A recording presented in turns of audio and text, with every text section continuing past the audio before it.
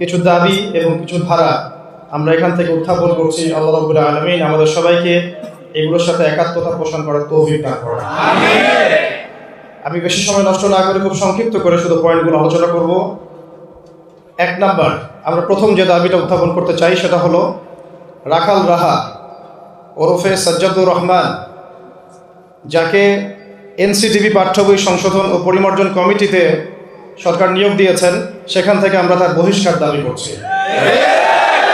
যেহেতু তিনি একজন শাতেমে রসুল এবং প্রত্যেক মাযহাবের ইমামগণ এই বিষয়ে একমত যে শাতেমে রসুলের তওবা কবুল হলেও তার শাস্তি মৃত্যুদণ্ড।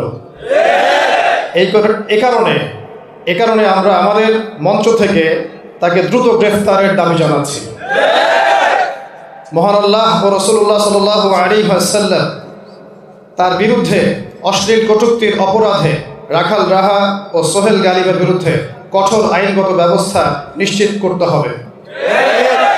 2, ধর্মীয় অবমাননা ও উস্কানিমূলক প্রচার রোধে বিশ্বব্যাপী বিদ্যমান আইন এবং আন্তর্জাতিক দৃষ্টান্ত পর্যালোচনা করে বাংলাদেশেও দৃঢ় ও কার্যকারী ব্লাসফেমি আইন প্রণয়ন করতে হবে। এই আইনের মাধ্যমে ধর্মীয় অবমাননার সকল ধরনের অপরাধের দৃষ্টান্তমূলক শাস্তি জনগণের সামনে নিশ্চিত করতে হবে। 3, রাজনৈতিক অসৎ উদ্দেশ্যে করা মামলায় আটক সমস্ত মাজলুম আলেম এবং ইসলামপন্থীদের নিঃশর্ত মুক্তির ব্যবস্থা করতে হবে। বিশেষ করে গুম ও নির্যাতনের পরবর্তী যে জোরপূর্বক জবানবন্দি আদায় করা হয়েছে, সাজা দেওয়া হয়েছে, অবিলম্বে সেই বন্দীদের এই মামলাগুলোকে স্থগিত করতে হবে এবং তাদের বিরুদ্ধে দায়ের করা মামলাগুলো বাতিল করতে হবে এবং তাদের দ্রুত মুক্তি নিশ্চিত করতে হবে। 4, র্যাব, ডিজিএফআই, সিটিটিএস সহ বিভিন্ন রাষ্ট্রীয় বাহিনী কর্তৃক সংগঠিত গুম, বিচার বহির্ভূত হত্যা এবং নির্যাতনের দায় স্বীকার করে সরকারকে আনুষ্ঠানিক শ্বেতপত্র প্রকাশ করতে হবে। এ সংক্রান্ত সকল নথি জনসমক্ষে আনতে হবে এবং রাষ্ট্রের বাহিনীগুলোকে ভিকটিমদের পরিবার ও পুরো জাতির কাছে আনুষ্ঠানিকভাবে ক্ষমা চাইতে হবে। 5, আলেমউদ্দিন, মহিউদ্দিন, ফারুকী সহ গুম, বিচার বহির্ভূত হত্যা ও রাষ্ট্রীয় নির্যাতনের সাথে জড়িত সকল কর্মকর্তাকে আন্তর্জাতিক মানবতা বিরোধী আইনের আওতায় এনে সর্বোচ্চ শাস্তি নিশ্চিত করতে হবে।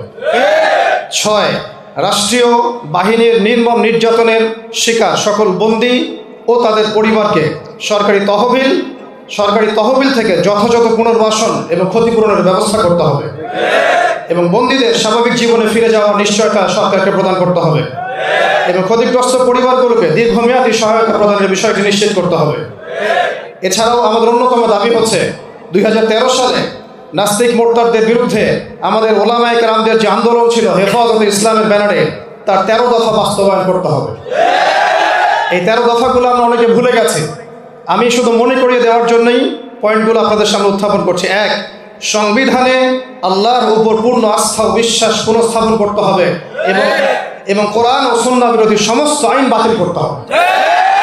2, আল্লাহ রাসূল সাল্লাল্লাহু আলাইহি ওয়াসাল্লাম এবং মহান আল্লাহ ও ইসলাম ধর্মের অবমাননা এবং মুসলমানদের বিরুদ্ধে কুৎসা রটনার সর্বোচ্চ শাস্তি মৃত্যুদণ্ড হিসেবে কার্যকর করতে হবে এবং এই আইনকে সংসদে বাস্তবায়ন করতে হবে। 3, কথিত শাহবাগী আন্দোলনের নেতৃত্ব দানকারী স্বঘোষিত যারা নাস্তিক মোর্তাদ এবং যারা প্রিয় নবী সাল্লাল্লাহু আলাইহি ওয়াসাল্লামের শানে কটূক্তি করেছিল, সেই ব্লগার এবং তাদের রেখে যাওয়া যে দোষরদের যে অপতৎপরতা, এগুলো বন্ধে কঠোর পদক্ষেপ এবং শাস্তিদানের ব্যবস্থা নিশ্চিত করতে হবে। 4, ব্যক্তি এবং বাক স্বাধীনতার নামে যত রকমের বেহায়াপনা, অনাচার, ব্যভিচার, প্রকাশ্যে নারী পুরুষের অবাধ বিচরণ, মোমবাতি প্রজ্বলন সহ যাবতীয় বিজাতীয় সংস্কৃতি, এগুলোকে বন্ধ করতে হবে এবং এই সমস্ত বিজাতীয় সংস্কৃতির অনুপ্রবেশ বন্ধ করতে হবে। 5, ইসলাম বিরোধী যাবতীয় নারী নীতি, ধর্মহীন শিক্ষানীতি বাতিল করতে হবে। প্রাথমিক স্তর থেকে মাধ্যমিক পর্যায় থেকে শুরু করে সর্বোচ্চ পর্যায় পর্যন্ত ধর্মীয় শিক্ষাকে বাধ্যতামূলক করতে হবে। 6, সরকারিভাবে এই স্পষ্ট কাফের মোরতাদ কাদিয়ানীদেরকে অমুসলিম ঘোষণা করতে হবে। 7, মসজিদের শহর ঢাকাকে কোনো অবস্থাতেই মূর্তির শহরে রূপান্তরিত করা যাবে না। দেশব্যাপী রাস্তার মোড়ে মোড়ে, ভার্সিটির মোড়ে মোড়ে ভাস্কর্যের নামে মূর্তি স্থাপন বন্ধ করতে হবে। 8, বাইতুল মুকাররম সহ অন্যান্য যাবতীয় মসজিদে মুসলিমদের এবং খতিবদের নির্বিঘ্নে নামাজ আদায় এবং খুতবা প্রদানের নিশ্চয়তা আমাদের সামনে প্রকাশ করতে হবে। এবং যাবতীয় ওয়াজ নসিহত, সেমিনার, সিম্পোজিয়াম, ইসলামপন্থীদের যাবতীয় কর্মকাণ্ডে যে কোনো প্রকার বিজাতীয় দোসরদের দালালি স্বরূপ কোনো রকম বাধা আমাদেরকে প্রদান করা যাবে না।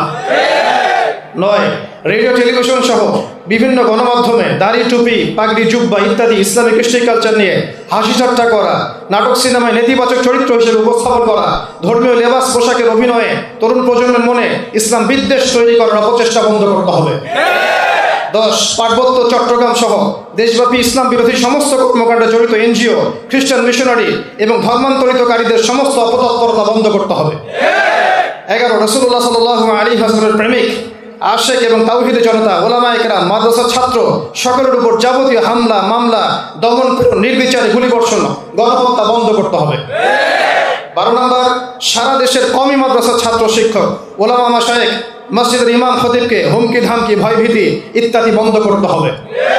এবং 13 নম্বর দাবি ছিল কিছুটা এরকম: অবিলম্বে গ্রেপ্তারকৃত সমস্ত আলেম, ওলামা, ছাত্র সমাজ, তাওহীদের জনতাকে মুক্তি প্রদানের ব্যবস্থা করতে হবে।